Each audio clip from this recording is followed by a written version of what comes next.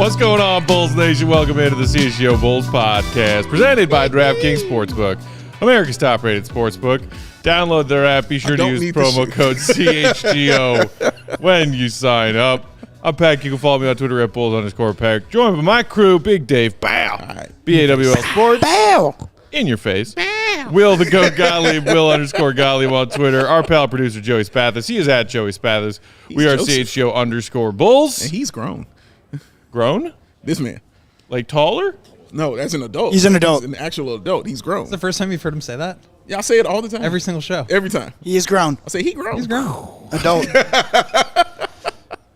Matt's in the zone, man. He's in the zone. He be in the zone. He be focused. This man is structured. He's not paying attention to my foolishness. Legit never heard you say that before. Literally I'm talking all every the time. single show. Every single time. Or you say adult. I say Or adults. adult. Yeah, I say One of adults. the I've heard you call him that before. I say he grown. Even like when I was calling in from the United Center. Yes, very true. I absolutely did it. Literally every time. Yeah, man. You slip it in though.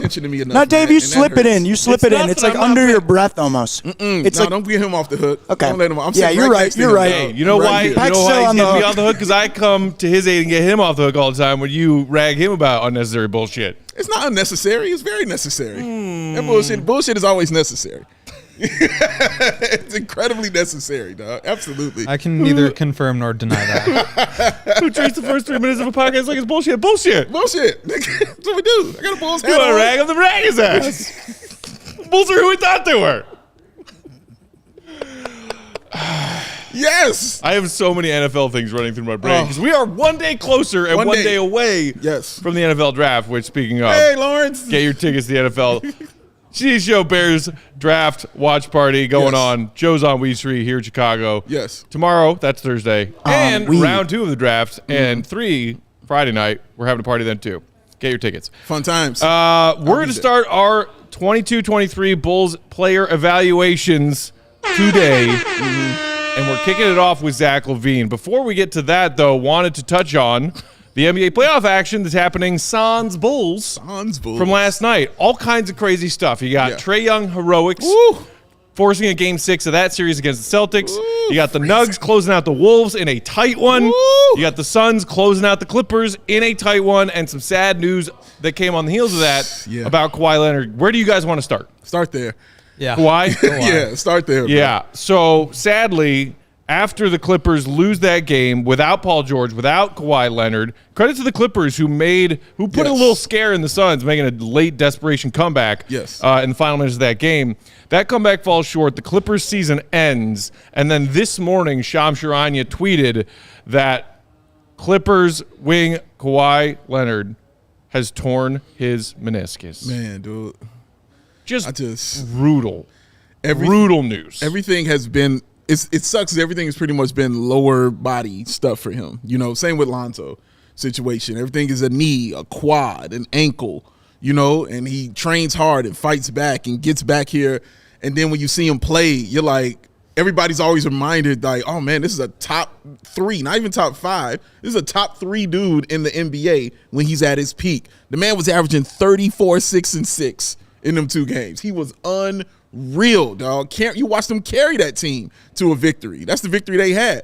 And his kind of play inspires other greatness around. I'm telling you, that's the reason Russell Westbrook was looking like that. It's the reason Paul George was trying to get back on the floor. You want to play with that stuff. But him going down, man, it's just, you can't help as a Bulls fan but think back to D Rose. At least that's where my mind went when I see stuff like this happening again and again to him. So now a team that had championship aspirations and have had them since he's gotten there, a team that's got a new stadium on the way, you know, it's kind of stuck in a rock and a hard place right now, man, because you don't know his future anymore, man. And it's just sad, Will. It is, and especially considering like how careful the Clippers were being all year with him. They started him off the bench. He wasn't playing back-to-backs. Right. He was playing like limited minutes coming off the ACL last year. And then to get through this entire season, you feel like he's finally in a place where you've like gotten him in shape. He's ready to play at a super high level where he's not like worn down at all, but you know, he's still in great shape. And then all of a sudden this happens and it's just like you said, another gut punch. Just feel bad for the guy. Like he's already accomplished so much in his NBA career and you have to like wonder how much more he would have been able to accomplish. Where do you guys stand on the load management part of it? Because, it's funny, the discourse changed really quickly. When Kawhi was, Dave said he's averaging, 34, 9, and 5. 66. And the first 2 games, people are like, this is why you load manage, so that you can have this fresh version of Kawhi. And now on the flip side of the coin, it just seems like some players are just prone to getting hurt, who have played a lot of minutes, who are, in their 30s. And so, I just think that's an interesting part of the discussion. Yeah, he's the poster boy of load management.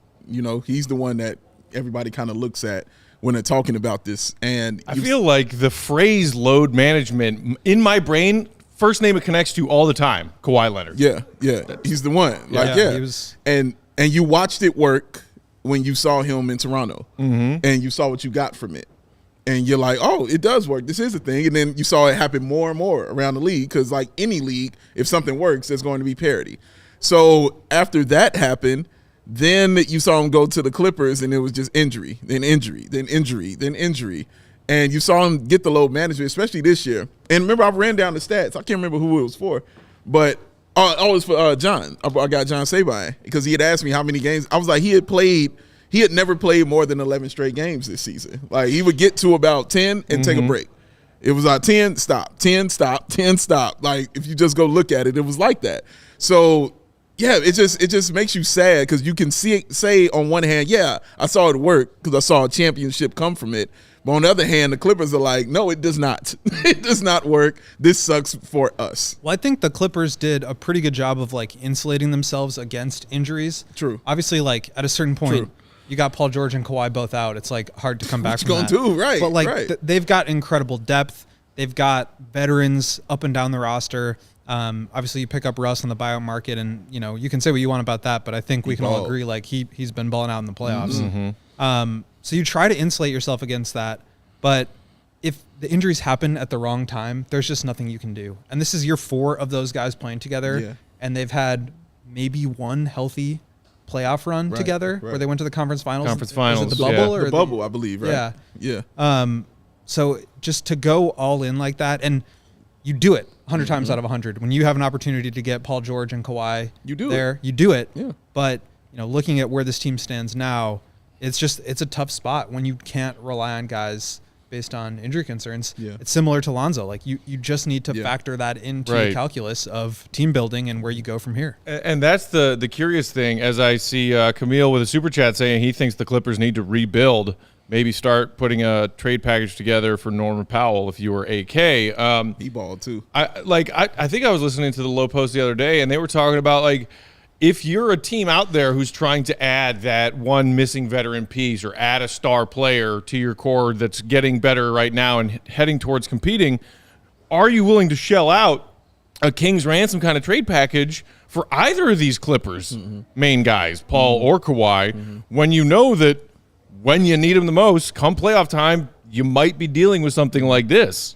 And it's unfortunate from the player's perspective. Obviously, you want them to be healthy and playing, but if you're another team out there making a big swing, there's got to be at least a brief second thought that enters your head when you start calculating the risk of these two guys who were brought to the Clippers to finally turn that into a winning organization. Do a second, third, and fourth thought, when you're thinking about this. And I just think it depends on your situation.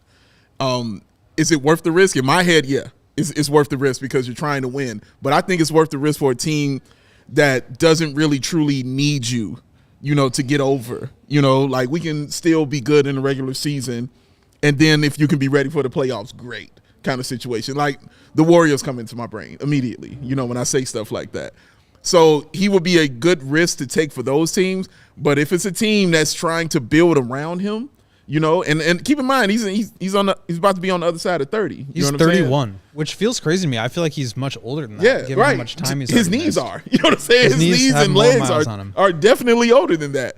But you have to factor that kind of stuff into this, man. Paul George as well. His injuries have been more sad and gruesome looking. You know what I'm saying? Yeah. You just oh my God, how can you walk again, bro? You're gonna be okay.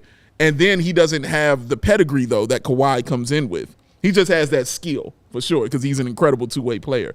But you haven't seen the pedigree go with it when it comes to Paul George. So he's less of a guy you would take a chance on, in my opinion. But Kawhi has proven it. Like, dude, I can be that dude. When this came out, I immediately went and looked at his resume, his accolades, and what he had done. And it's incredible. You know what I'm saying? He can retire now. He's a Hall of Famer. You know what I mean? Like, without a question, without a doubt, he is. So you bringing in a guy like that with that kind of resume, 31 years old, and you might not need him for the regular season where you can let him rehab and get back to where he needs to be. You might have something there, man. But it's a risk regardless in any way you look at it. You talk about rebuilding the Clippers. I think it's just, at least me, I tend to forget with all the picks that were traded, like, they lost SGA in that trade. Yeah, that's a crazy. Just thinking about what he had, and it felt they, like he was a throw-in in the end of the trade. Like, it just crazy that what that ended up being with SGA. Like, I think that's like the way we talk about, you know, Wendell and Lowry. Like, they didn't give up on him. They just used him to parlay that into a superstar. Right. And like exactly. And it wasn't the wrong move. That's what you had to do. You but do that. But I think if you're looking the Clippers, back on it, it's tough. If you're the Clippers and what you're saying is true, any team that like wants to go acquire Kawhi is going to do it because they're already in a really good position to win, right? The Clippers are not in that situation. They are built around Kawhi. Correct. Yes. So if they lose that guy, obviously he's more valuable to us than he is to you if you're the Warriors trying to go get like the piece that puts you over the top. So if I'm the Clippers, I don't really know that there's going to be a deal out there that makes sense for me that can set me up better for the future while also like getting fair value back for that kind of talent just because of the injuries and how that all works out. It's a really difficult trade to make. Very. And, you know, he'll probably be ready, you know, early next season, not probably before 2024 starts, right. To where they probably try to run it back one more time. But they're also in a tough spot with just having a bunch of older players, not having very many picks, having pick swaps out to the Thunder for the Paul George aspect of the trade. It's a tough spot. And if it's me and I'm the Bulls or if I'm another team, I actually am probably a little bit more interested in Paul George because he is more of a complementary star where he can go get you 25, but he's also going to be a stopper defensively and more of a floor spacer if he needs to be. I think he kind of fits into a system a little bit more than Kawhi where he kind of needs to be the system. Yes, correct. But I think same is true for him. Like it's hard for me to believe that there's a team out there that's going to offer more to the Clippers than what those guys are worth to the Clippers. Joshua Simmons in the comments saying that the Clippers can't afford to rebuild, also pointing out that they have a brand new stadium that they're building that they need to finance. To try and bring them somewhat closer to being not just the little brother / punching bag to the Lakers in LA. So a lot was built around him, just a ton. And meanwhile, I don't know if you guys caught it. I never watch it, but somebody in my Twitter feed had a clip of First Take this morning. Stephen A. was out there pounding his desk saying that Steve Ballmer needs to force Kawhi Leonard into retirement, whatever the hell that means. But it did make me think of the fact that, man, Bulls fans are thinking we're probably going to pay $20 million to a player who won't play next season. That sucks. That sucks, man. Wouldn't it be nice if there was a way around that while still making sure that Lonzo gets that money? Well, here's the way around that is you go into the tax and you acquire more players to where if you are missing one of your guys, doesn't completely derail the next 2 full seasons. Yeah. So moving on, guys. The Suns beat the Clippers. Their season's over. Nuggets hold off the Wolves. Both of the Twin Towers, Cat and Gobert, foul out in the final minutes of the fourth quarter as they're trying to win that game and save their season. Sounds correct.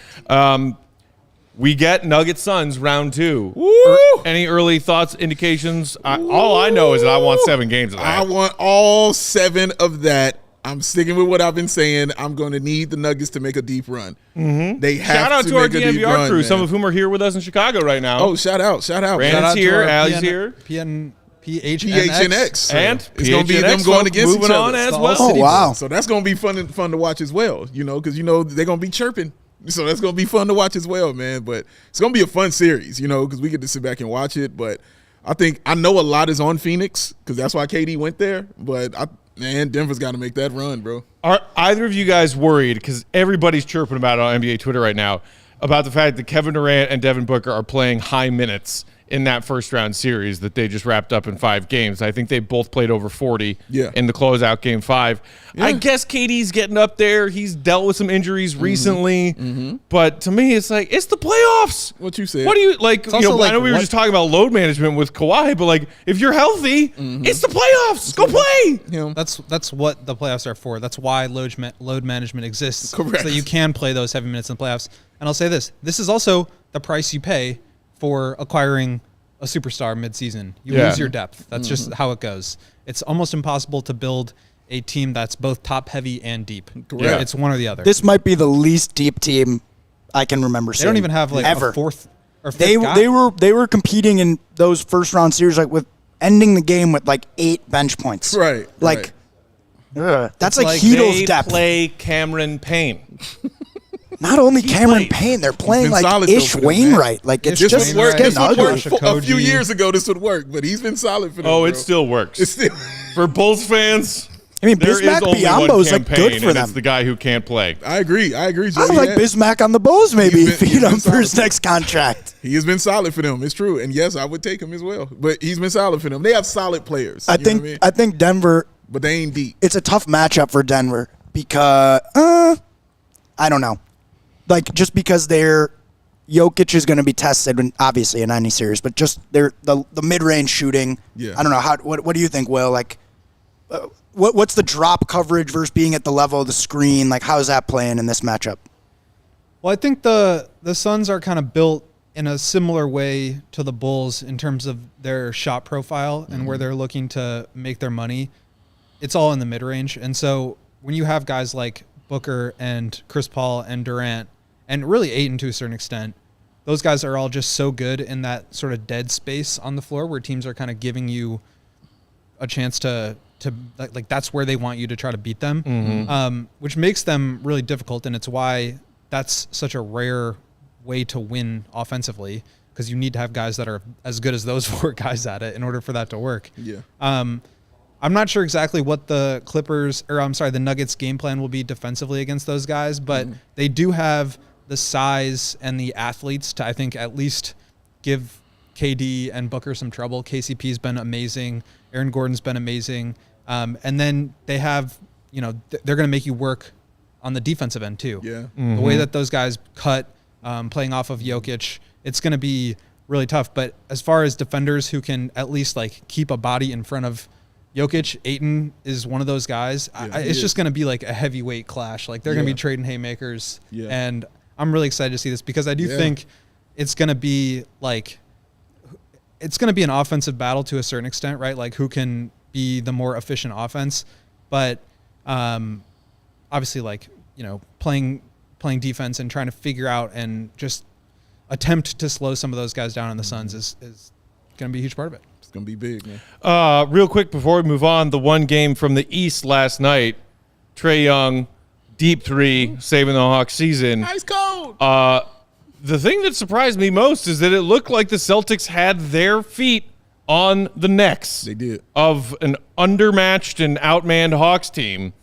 And then the Hawks outscored the Celtics 37-25 in the fourth quarter. And I was like, what did I just watch? Yeah, I was shocked by that. You watched playoff basketball. A little bit of surprise kudos to Atlanta, who I thought were a dud coming into that series against true. a much better Celtics team. Do you guys think that was just one little last hurrah? Or do you think that the Celtics are actually going to find themselves back in Boston in a Game 7, like, scenario? That's honestly, it's a good question. Like, I can't say with 100% certainty that, oh, no, they about to run these dudes.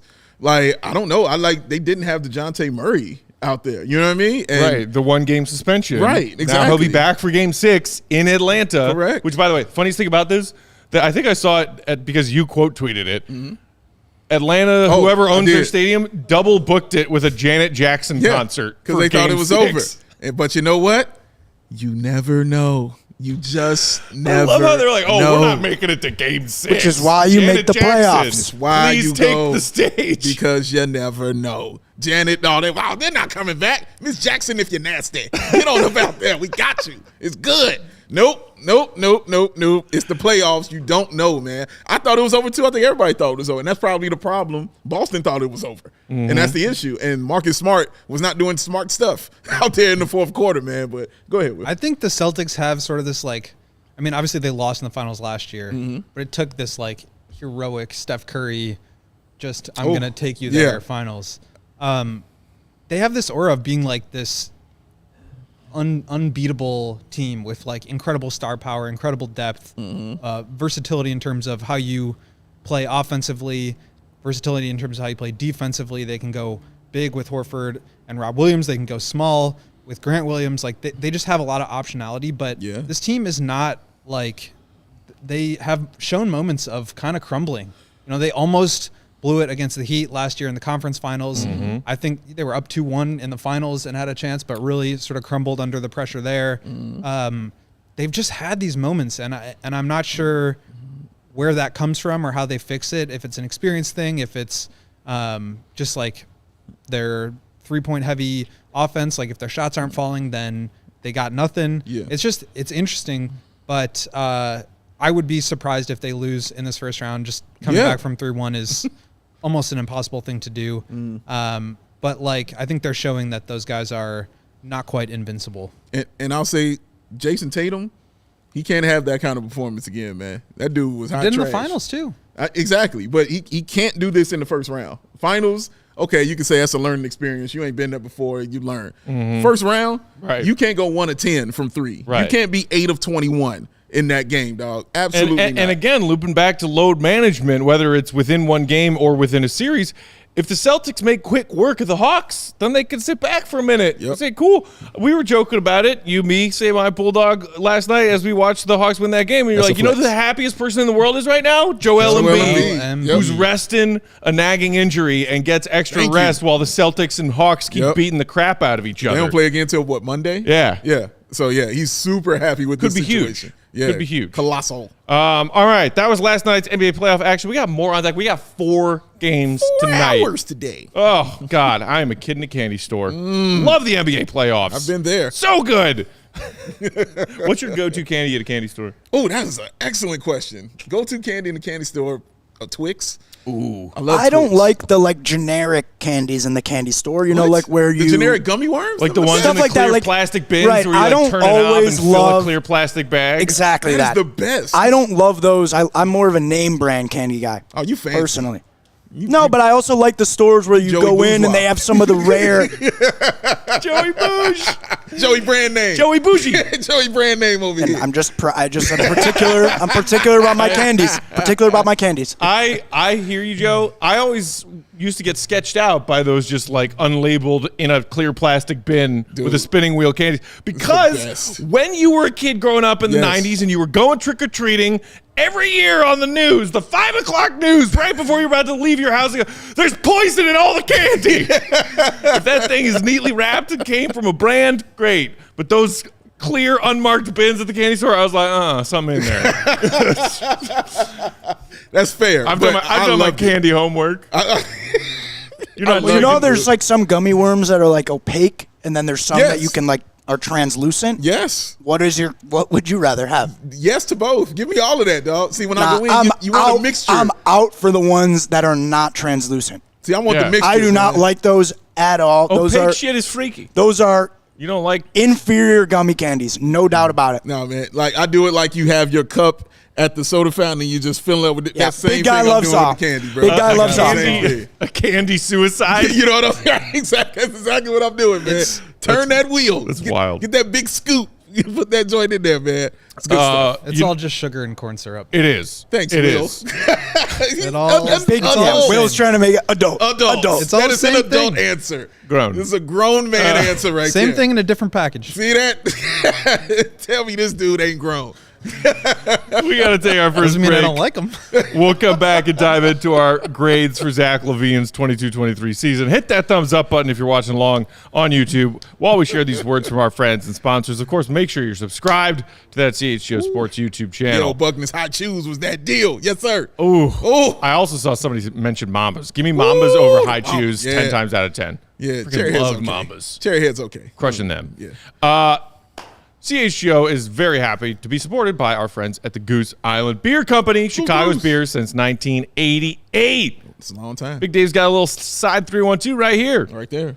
You guess also what? got the Goose Nothing's in IPA, it. the 6-time medal winner at Already Great drank it? American Beer There you Fest. go, Will. It's like the Michael Phelps of IPAs. Always in style. Citrus aroma, bold, hoppy finish. Plus the new line of beer hugs that they put out earlier this year that are all delicious, including that tropical beer hug, the dry hopped Imperial, 9.9% alcohol. Watch yourself on those. They are dangerously delicious. Plus, one of their newest beers, the Full Pocket Pills. Everyday beer. It's what the brewers are drinking these days. So grab yourself an ultra-fresh, brewery-exclusive beer at Goose Island's original brew house on Clybourne Ave in Lincoln Park, or from their tap room in Fulton Street, just down the road from us here at CHGO in West Town. Don't forget also, there are a few tickets left for Thursday and Friday night. Back-to-back CHGO Bears draft watch party at Joe's on Weed with Goose Island beers on tap, available, included in drink packages and some of the tickets that we're offering. Come on. And of course, if you've been on the fence, now's the time. Become a CHGO diehard, and you'll get discounted tickets to our CHGO Bears watch party. Plus, that CHGO Bears crew just dropped an incredible catalog of Behemoth. draft content for did. diehards only. Every name that may be 100 drafted by the draft Bears or prospects. someone else in this upcoming NFL draft. Tremendous amount of prospects. It's impressive. Yes. Check it out. Will's Become impressed. a diehard. Get You impressed yourself this dude. You doing some tickets to our draft party, Joe's on Weed, Thursday Trying to and replicate Friday, that. presented by our friends at Goose Island. Yeah. You want to get fitted out in the best sports gear around, don't you? You want to look cool, smooth, and put together, don't you? Sure You want to do. look like this man, the GOAT, who I've seen he's got the coat matching the shoes. Don't think I ain't peep what's going on over here. I'm seeing what's happening. Ow! But you can get fitted out in that best sports gear around, y'all. And that is from FOCO. Hoodies, shoes, signs, bobbleheads, and everything in Betwixt. It's spring, y'all, and it's baseball season, which is good on one side and not the side that I'm on. But aloha shirts, straw hats, polos, bags, everything you need for the game, including a tear rag. They'll have that for you because my team is, Set decorations. Look at it. Turn around. Look at it. All this stuff. They hooked us up, man. FOCO looked out for us, man. So show them some love the same way they showed your boys that same kind of love. Check out FOCO.com. Click the link in the description for all non-pre-sale items. Use the promo code CHGO for 10% off because it's FOCO.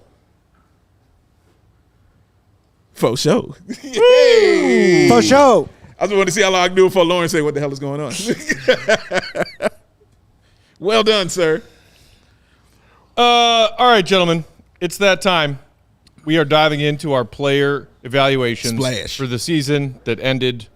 On weed. The season did end on weed. Yes. So I have a question. Do we have any interest in viewing last year's Zach Lavine grades before we look at this year's? Do you have them? I do easily? have last year's grades. You can Sure. just throw them. You want them now? I was looking back at our episode grade exact last season, and I was trying to remember what our meathead grades were, and then when we did, it made me laugh. I only know Will's meathead grade.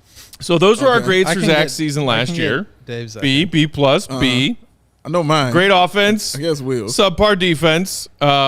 Dave, that was clearly Zachary Attacker, Oh, yeah, right? yeah, of was course. your meathead grade? Clearly. Will, pretty self-explanatory. This was before we went off the rails with Yeah, this is- meathead grades, I think. but obviously before Zach signed that contract, but that was your meathead grade for him. Oh, I know 212 Matt's. million. I know Matt's. It's half a million off on that. Fuck the something and sign on the dotted line. No, you guessed the same thing when we were doing this a year ago, and it's not F the something. He just said it because he knows you. It's fix that knee and Yes. sign on the dotted line. I forgot about So the knee. Zach clearly saw my meathead grade for him and was Yes. like, great, I'll do that, and then the I'll do knee. that. Because he did both those things. Joey's. That's what I thought. I mean, F I don't the knee. blame Joey. I don't that his either. I gotta get my head out of thought- the I gutter. don't either. When he saw me abbreviating Yes. something And letter you at a see a time F. and saw an F and a T, right. Oh, that's Matt Peck. We know what this is. I curse like a drunken sailor. But yes, I don't A minus, blame AA, C minus, C, D plus for All offense right. and defense. So with that, let us take our first glance at our grades for Zach this season, measuring offense, defense, the meathead grade, and overall. Wow. Okay. So I gave him the same offensive grade as I did last season, which was an A minus. You guys both gave him big, bold, no minus attached to it. Shout out, Will. A on the offensive end. Obviously, there's plenty of proof and stats to back up how strongly Zach finished this season compared to the slow start. Is that what led you guys to give him an A overall for his offensive performance this year? So I looked at this in terms of like what I was expecting, and I went into the season thinking that we would maybe get the same version of Zach that we got the first half of last year. And when the season started and he missed those first 2 games, and everybody was kind of freaking out, myself included, about is Zach going to be healthy this year? Is this going to derail the season? I think relative to that expectation, like heading into the first game of the year, I think Zach really kind of blew away my expectations. And I'll get into why I think he didn't necessarily grow the way I would have hoped with the overall grade. But in terms of what you could have possibly hoped for him offensively, to put up basically the same stats as last year, to sort of... And actually finished 0.4 of a point per game higher than last year because of that late surge. I think just playing as much as he did, I just feel like he got to a level that made me feel like this was the same like peak version of Zach Lavine. And to me, maybe that, just not necessarily growing into more of a playmaker or anything like that, but like just what I could expect, I think he gave me exactly like the high outcome of what I would have hoped to see from Zach this year. Yeah, I agree. Offensively, yeah. Even in the first half when he was shaky, he still was putting up buckets. He still was getting points. He still was performing out there. But obviously it changed when the second half of the season, if you want to give credit to him being healthy, you want to give credit to Patrick Beverly, whoever you want to give credit to, it worked because he came out and, did his thing. And at first when I was putting it up there, I was like, maybe I should add a minus to this. And then I immediately thought of the 49-point game he had when he absolutely just completely balled out. And everybody was like, okay, this is the game. This is what you want to show people. Like, yes, I can do this, when I'm feeling good about something right now. Yeah. So, yeah, I enjoyed, watching him do that. I enjoyed how good he was offensively. And, yeah, dude, he was on his dean, as the kids like to say. He's on his dean, baby. Our guy, Old Buck, is saying you almost have to give Zach different grades for pre and post All-Star. Yeah. There is some truth to that, but I think a lot of people, especially as the Bulls were playing those games immediately out of All-Star and saw that Zach was putting up those numbers, just sort of default were like talking about, pre-All-Star Zach and post-All-Star Zach, two different players. Yeah, true. The truth is he started getting his shit together in December. Yeah. And then also played well in January. Yes. And then up to the All-Star break and then through it. So I just did the splits myself for his points and shooting splits. Across the entire season, it was 24.8 points per game, which I mentioned, a tick higher than last season, on 48.5 from the field, 37.5 from three, 84.8 from the free throw line. Okay. From the months of December through March. So December 1st through March 31st, which is a majority of the season. That was 26.2 per game, 50.8 from the field, 39.7 from three, 85.3 from the line. We know that he had that little cold streak, especially from three in those few games in April, and he had the slow start, October, November. December through March, he was balling out. Yeah, losing his mind, dog. And we sat here and watched it and marveled at it on numerous occasions. Like, wow, this dude is really, truly good.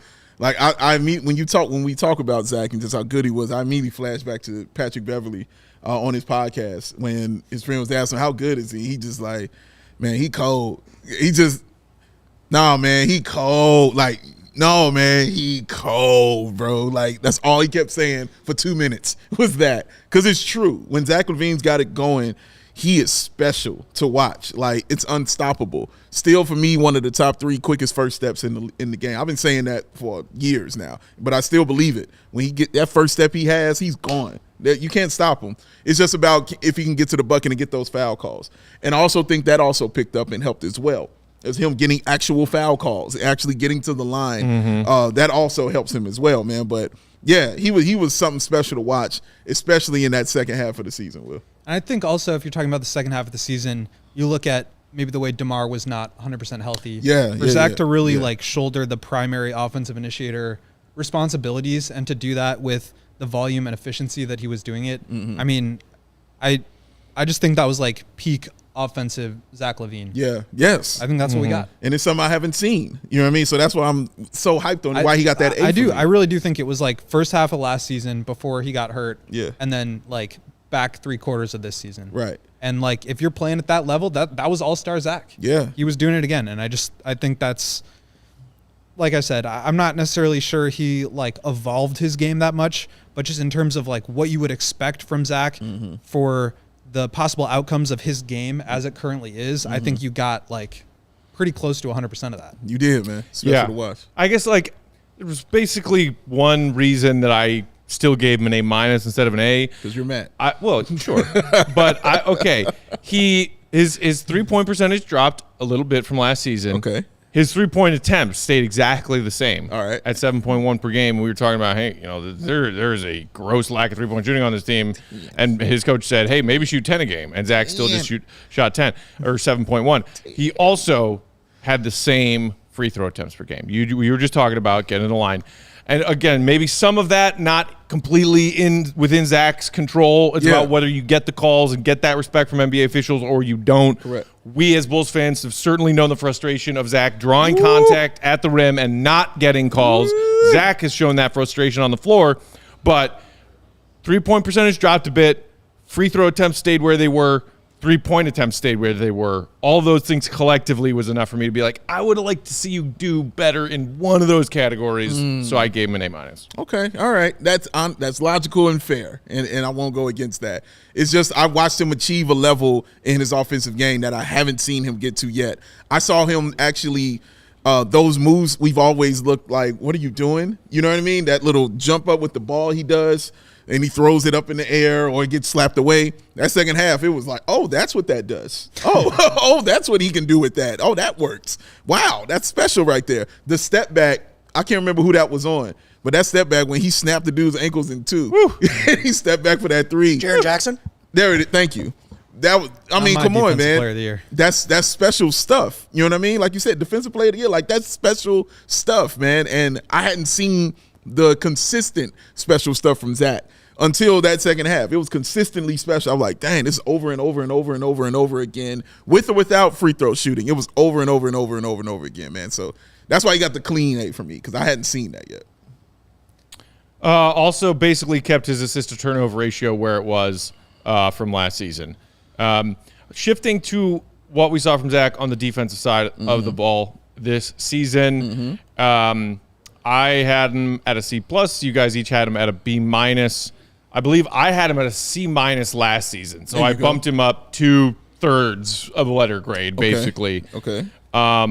Just a couple of notes that I had for Zach on the defensive end this season. His steals per 100 increased from 0.9 last season to 1.2 this season. And, the eye test backed that up. Zach was picking some pockets, playing that perimeter defense more noticeably this season. His defensive box plus minus, still in the negative, but increased from negative 1.5 last season to negative 0.7 this season. So we're getting closer to net neutrality with Zach's defense in that category. His defensive rebounding rate did drop from last season, and it's something that I noticed repeatedly throughout the season, is that Zach got caught cheating, trying to break out and start transitions before the Bulls crowd defensive rebounds. I'm not saying that Zach Lavine is one of his primary responsibilities is defensive rebounding, but every time Zach tried to cheat by a second or a half a second, assuming that one of his teammates was getting a board and his man got an easy pass off an offensive rebound for a dunk, it drove me crazy. But that's a nitpicking thing about a player we know who is not making his money on the defensive end of the floor. I thought I saw more encouraging things than discouraging things from Zach compared to his defense last season, which is why I bumped him up from a C- to a C+. Yeah, and I believe what I have him at last year, Joey, a C. I think I'm at a C+ on defense. So I took him to a B minus on there. So yeah, it was a bump. I think it was a bump up and a fair one, kind of bump up. You went from C to B minus. Yeah, I found myself not thinking about his defense more this year than previous years, or being worried about it more than previous years. Man, I was like, no, Zach, he'll do okay. You know what I mean? I watched him be okay in one-on-ones. You know, using his size, using his length, moving his feet. You know, getting those steals like you pointed out. From a 2 guard, that's kind of what I expect unless you're an elite 2-way player. I expect you just to be okay and in front of your man, you know what I mean, and get you some steals. Like, that's really all I need from you. And score. Don't do that on the other end. But defensively, he takes pride in that stuff. And I like the fact that he takes enough pride to work on it and get better at it. So the improvement of it, like I can't not improve your grade if I'm watching you actually improve on the floor. Right. And I'm not worried about you so much on the floor. Like you said, he still got his flaws. Yeah. He still got his issues. Some of those taking a nap while he's playing off ball. We saw it. You know what I mean? Those things still occurred from Zach Lavine. But overall, I thought he took a solid, I can't say leap, but a nice little skip. You know what I'm saying? To being a better defender. And I think the biggest one for me, Will, is he actually got Joe Cowley to say he was playing better defensively. That right there, I'm like, that bumps you up a grade right there, dude. Like, if Joe's telling you play better defensively, he's been on your ass about that, you're doing something right, man. Yes, but every night the Bulls lose, it is still 100% his fault. Oh, yeah, well, yeah. Even if he's getting a little more credit about the defense. No question about that. like, you know, you ain't going to change the man overnight now. Like, come on. Do you think P. Will supporter is secretly just Joe Cowley? Ooh. All the shit talking about Zach that we get from that guy? No, because it's a P. Will supporter. So I don't know. Yeah, I guess that's true. He also has called out P. Will for not doing it. Yeah. If it was JB supporter, that'd be different. I'll be like, that might be him. I feel like in terms of what I came into the season expecting from Zach, he impressed me. Like you said, he is not a perfect defender. He will get lost off ball.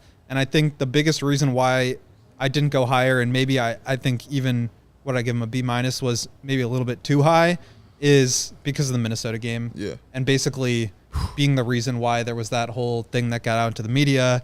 And, you know, it is what it is. But, like, if you're playing so poorly defensively that your team calls you out and it becomes a thing, I think you have to get some demerits for that. Oh, but at that said, sounds official, man.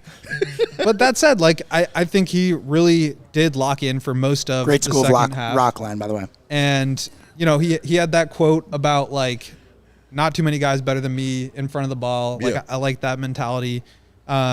His steal rate went up. His defensive EPM was in the positives. And I think if you're looking at the Bulls defenders in general, I want to grade them on a curve that's relative to the fact that their defense was top 5 in the league. Yeah.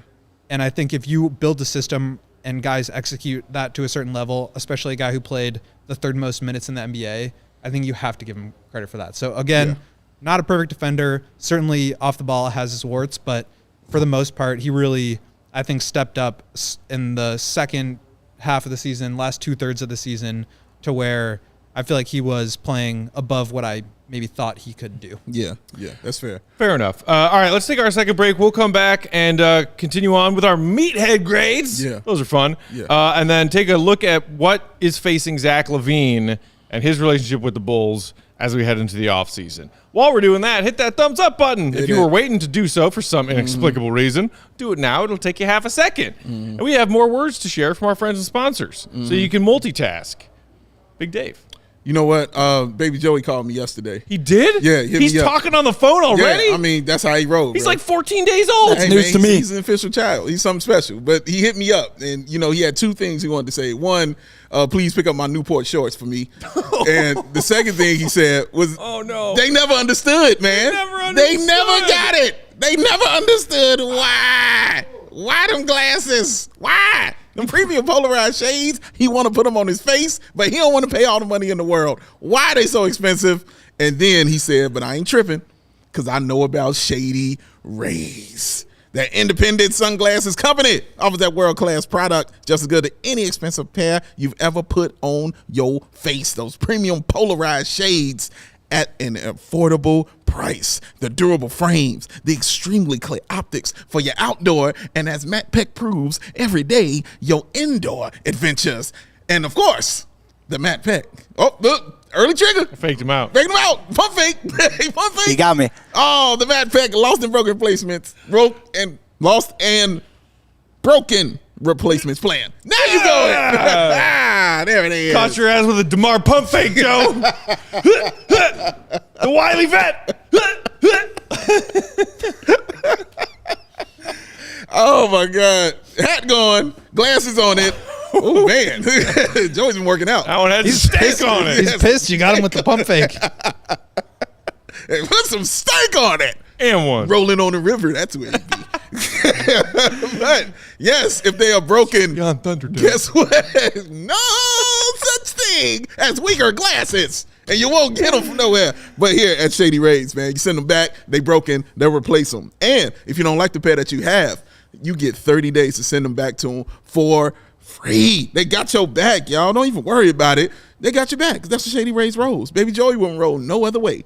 So exclusively for our listeners out there, Shady Rays is giving out their best deal of the season.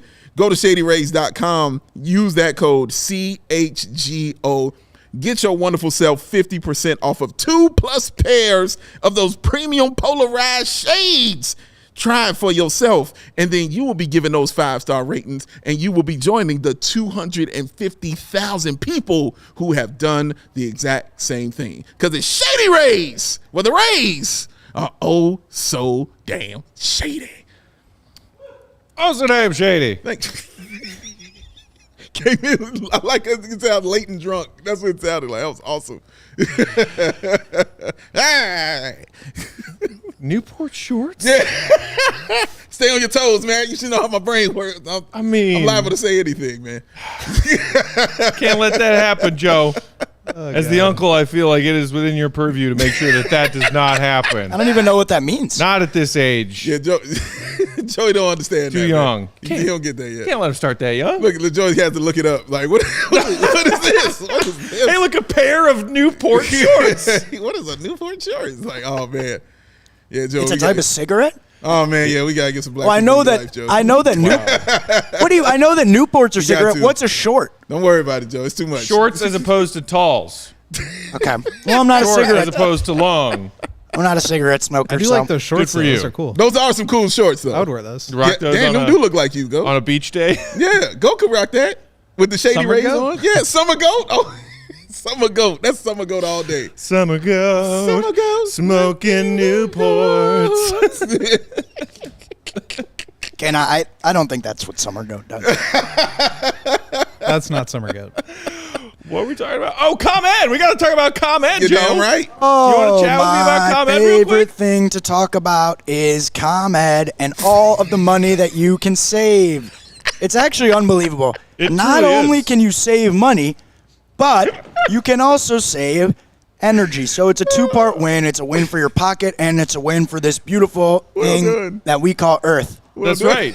you ComEd save- offers a wide variety of incentives on lighting and other efficiency upgrades. Wait, to you didn't even let me commercial- read my part, Matt. Yeah, because I saw that you were vamping and didn't have the copy. in I front of have you, it. so I was figured just I would giving the skip people. to line I was two. giving the people my own testament about ComEd. But the energy efficiency program is committed to helping families and businesses in the communities that they serve, helping manage energy usage and lower energy bills now and into the future. Oh, my God. That's right, Joe. This is amazing. ComEd offers a wide variety of incentives on lighting and other efficiency upgrades to commercial, industrial, and public sector customers of all sizes across their territory. ComEd also offers free facility assessments that can help find energy-saving opportunities like for HVAC systems and commercial kitchen equipment or industrial processes. And how does this work exactly, Let me Matt? tell you, Joe. Let me tell you something. An authorized engineer will work with you to develop a detailed assessment plan specific to your goals and your needs. These can be done in person or virtually and last approximately 2 hours. Within 3 to 4 weeks, customers will receive a report detailing energy efficiency projects that they can start working on immediately. Each recommendation will include estimated energy savings as well as cost savings, project costs, potential incentives, and simple payback plans. Yeah. If you own a business, don't wait. Get started saving money and energy today. For energy saving tips, Joe, plus lighting incentives, or to schedule your free facility assessment, go to ComEd.com/poweringbiz. Seems like a no-brainer, Matt. Is that comment.com/powering biz? That's right. ComEd.com. / powering biz. I gotta work on my slash. Schedule your facility assessment today. Slash. And twins. And twins. We're going off the rails. Oh, it's an off the rails Wednesday. I love it. I love it. All right, guys, getting back. Oh, this will help us get back on the rails. It's Okay. time for Zach Lavine's meathead grades. Oh, here we go. Here we what go. do we have here? I want to see if I can guess either of yours. Okay. I got nothing for yours. Hamps. Goat, I might have a guess as to what yours is. It's not too complicated. I have a so guess, but I don't know if that is dumb. Is that number of minutes played? That's what I was Number going to of say. minutes played. I was looking That it is up the right third now. most minutes played in the entire NBA this season. Third Wow. most. Incredible. Which honestly is Load management, my insane. ass. And I think like it's just incredible given where we started this year. He missed, I think, 5 games this year. Yeah. 2 of them were the first 2 games of the season, and then the Mavs game at the end of the season, which was rest. So aside from that, he missed 2 games, both of which were second night of a back-to-back. And for a guy to basically come off of this surgery after signing a $215 million contract that everybody seemed to be upset about, to come in and just prove it that I'm not going to mess around with load management. Yeah. I'm going to play every second I can. He played almost 36 minutes per game. He was just on the floor for the entire season. And like that goes a really long way. It's also probably a reason why we can have discussions about whether they should go a different direction next year. But for Zach to have that sort of prove it to the fans, to the critics, to the doubters about his health and what kind of player he was, I thought that was like a pretty powerful argument from him. Yeah, like I think that point right there is the big one. The proving to not just others, but Zach also is a guy who likes to prove it to himself as well. But definitely proving it to others that he can stay healthy, because that was definitely the knock. Hell, he came here not healthy. You know what I mean? Came here with a knee injury. So, and he always was off the floor. I mean, I talk about all the time we saw him in that tunnel limping. You know what I'm saying? God. Obviously limping, but still there. Still coming to the game. But Towards the end of that 1920 season, when you're like, hey, Right. it could actually help out if you sit, because we need to lose some dude, games. you should go home, sir. No, he wanted to be there for his team, and his chain was just blinging bright. That man had a lot of ice on. I'll show you the picture. But yeah, I'm glad he did this. So he just got to prove that to the league, and a lot of doubters, like you said, that didn't think he had that kind of marathon in him, and to get better in the second half, to play that many minutes and then get better as the season goes on. That says that, dude, you're a star in this league, man. So he didn't fizzle out, didn't change it. He got better as it went on and didn't load manage. He was out there playing all the time. Man. Who are 1 and 2 in minutes? Bridges? Bridges was probably 1. I think he played 83 games this year. Yeah, he did. He got played traded. 83 because of the trade. Right. I'm not sure who would be number 2. I don't know. Vooch, I think, was 11. DeRozan was in the top 10. Like, the Bulls got a lot of minutes out of their guys. That's a And thing That's that a valuable thing. Yeah, that's stability is availability. Talk to him, Joe. Oh, wait. Can I take a stab at your Edwards was number 2. your Vooch meathead was number grade, 4. Dave? Sure. Vooch number Step 4. away. Wow. DeMar 11. At first, I had no clue, but I think I might be zeroing in on it now. You got it. First half, lackery. Second half, attackery. For Zizzle. I don't know what the FC For is. Zachary. Bam. That's right. right there. Wait, did I get the first 2 thirds Yes, you right did, now? sir. Yes, you did. So close. First half lackery, second half attackery from Zachary. That's exactly what happened, man. He was lacking a little bit in that first half because of the injury. He just didn't have it. Doing those moves that I was like, what kind of move is that? That will never work in the NBA. Why you keep doing that? But at the same time, still averaging 20 plus, still getting like 4 rebounds, still getting like 4 or 5 assists, still doing those things. It just didn't look right. Second half, you saw it all come together. You saw it all blend together, man. And it was just so much fun to watch him every single night, just cooking people. Like, it was just great to see, man. I'm like, yes, this dude is on my team. Thank you very much. This is awesome to have. So, yeah, his first half was lacking. Second half was Zacking with his attacking. It was awesome to see, y'all. I dig that. All right, Hamps. What's Hamps? Hamps. Hamps? Hams.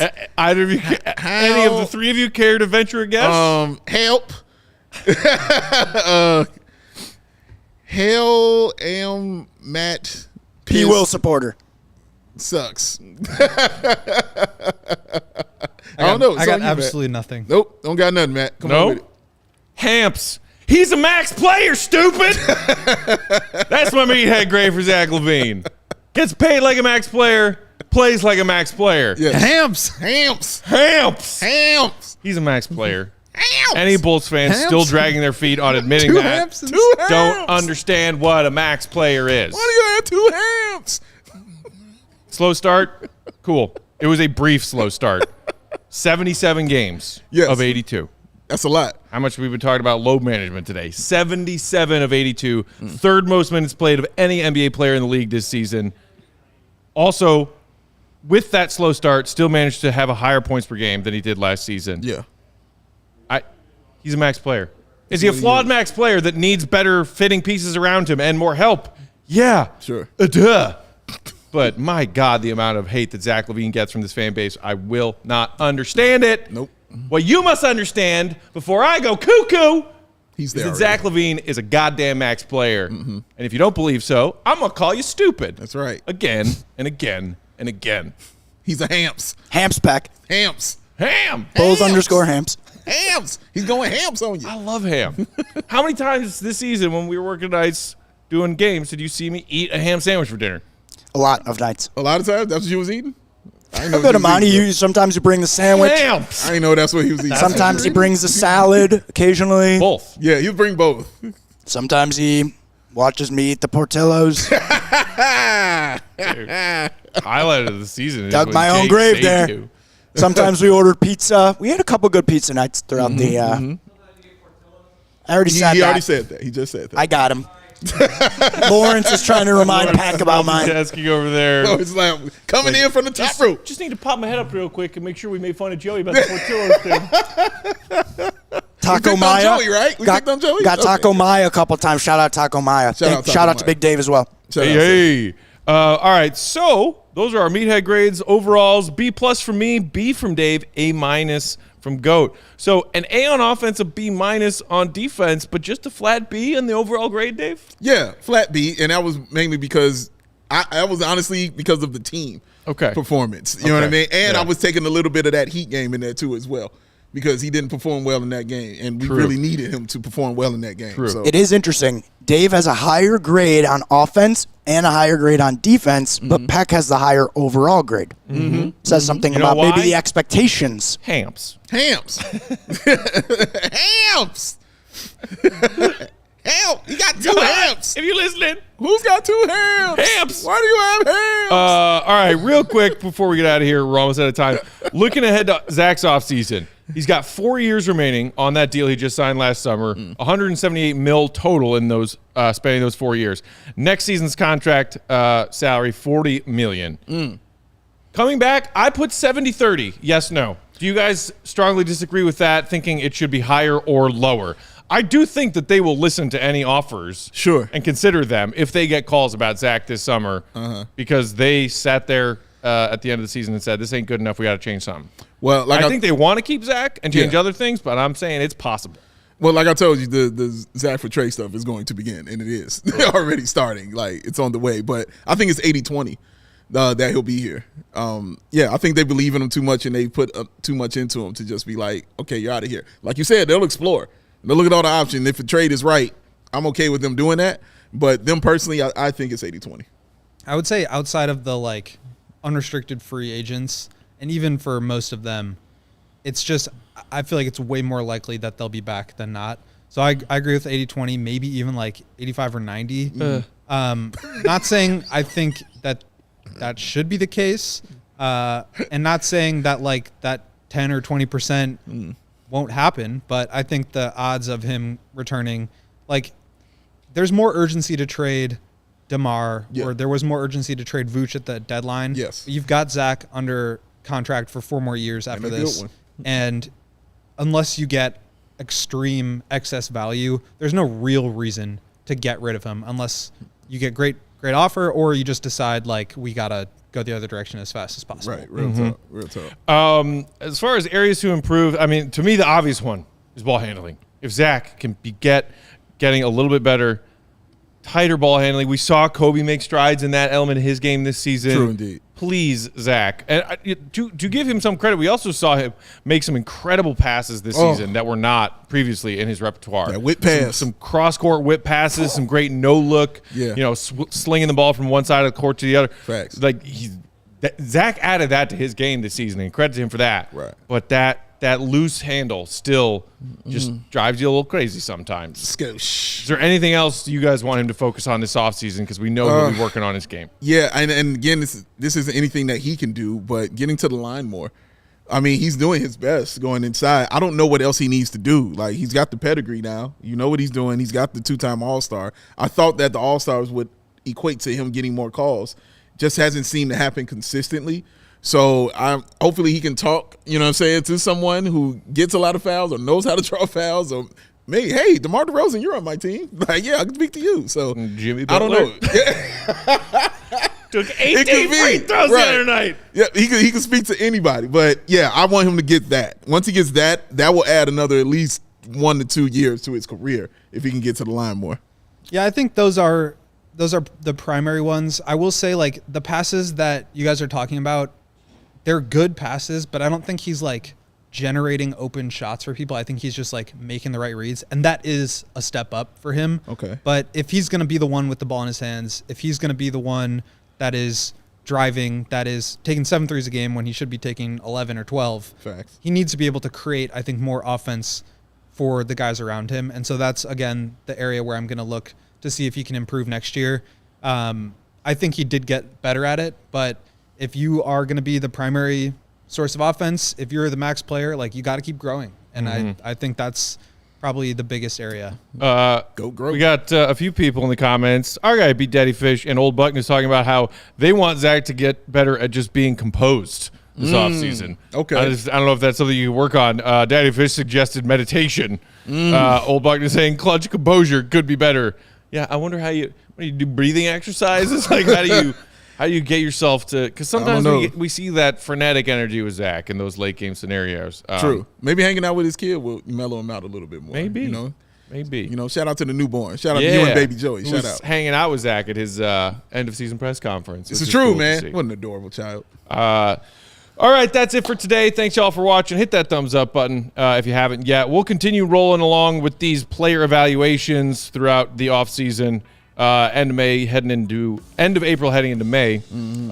Will, you and our guy Mark K will have an HQ coming in the pod feed tomorrow. Yes, HQ? And then Big Dave and I will be back Friday to round out the week. Foolishness. Get your tickets. You can still get them. Get them now for the CHGO Bears NFL draft party happening. Joe's on weed, Chicago, tomorrow night, Friday night, rounds 1, 2, and 3 of the NFL draft. It is, as the young folks say, gonna be lit. You can follow Will on Twitter. Like that, Joey? Will_Gottlieb. I purposefully made that sound as uncool and unyouthful as possible. And success is what you found, sir. Didn't have to try that. Huh? It doesn't. Joey's face let you know. Okay, whatever. No cap. Said that once too. That was yours. That was the one you like. I just was trying to think of when he said that the last time, and it was hilarious. It was no cap. That was pretty good. The only time I've said you no read cap it. No, is you if I've read been it. reading You read off it. someone's That's comment. what I meant. That is not in my vernacular. Can't pull that off. Eggplant bicycle. Eggplant bicycle. Eggplant bicycle. No cap. Why don't you go to the corner store and get your nephew a pack of Cool? Joe, gotta come hang out more, Joe, is all I'm saying. Gotta hang out more. Am I invited? Big Dave, invite me over. Bad for you. Don't do it, yeah. Big Dave is at Powell BWL Sports. Will_Gottlieb. He grown. Our producer and friend at Joey Spathis. I'm Bulls_Peck. We are CHGO_Bulls. That's him. Until next time, see you. Be good, Bulls Nation. Peace. Newport shorts.